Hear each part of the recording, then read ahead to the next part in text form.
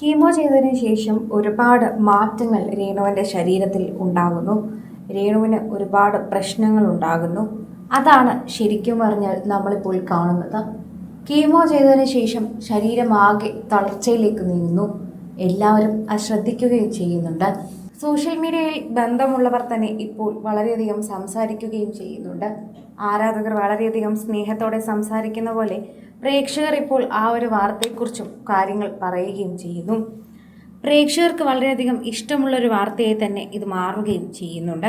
കാരണം രേണുവിൻ്റെ ഓരോ ദിവസത്തെ വാർത്ത അറിയാനും അവർ കാതോർത്തിരിക്കാറുണ്ട്. രേണുവിന് എന്ത് സംഭവിച്ചു അല്ലെങ്കിൽ എന്തൊക്കെ സംഭവിക്കുന്നു എന്നറിയാൻ ഒരുപാട് പേർ തന്നെ എത്താറുമുണ്ട്.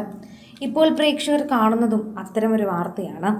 വേദന കൊണ്ട് പല ദിവസവും ഉറങ്ങാൻ പറ്റാറില്ല. അതാണ് മുഖമാകെ ക്ഷീണിച്ചിരിക്കുന്നത്. രേണുവിൻ്റെ മുഖം എന്താണ് തടിച്ചിരിക്കുന്നത്, വീർത്തിരിക്കുന്നത്, ക്ഷീണിച്ചിരിക്കുന്നത് ചോദിച്ചുകൊണ്ട് നിരവധി പേർ എത്തുന്നുണ്ട്. അതിനെല്ലാം ഉത്തരം ഇത് തന്നെയാണെന്ന് പറയണം. എനിക്ക് മറ്റൊന്നും പറയാനില്ല. ഇതാണ് എൻ്റെ ഇപ്പോഴത്തെ അവസ്ഥ.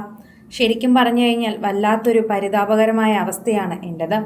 ഈ രോഗം ആർക്കും വരരുതേ എന്നാണ് ഞാനിപ്പോൾ പ്രാർത്ഥിക്കുന്നത്. മരുന്നുകളില്ല, വേദന തിന്ന് ജീവിക്കണം. കീമോ എടുക്കുമ്പോഴുള്ള വേദന, അത് കഴിയുമ്പോഴുള്ള വേദന, അങ്ങനെ ഒരുപാട് വേദനകൾ. അതെല്ലാം സഹിക്കുമ്പോൾ മാത്രമേ നമുക്ക് അത് തീരുകയുള്ളൂ. അങ്ങനെ ഒരുപാട് കാര്യങ്ങൾ കൂടി ഇതിൻ്റെ പിന്നാലെയുണ്ട്.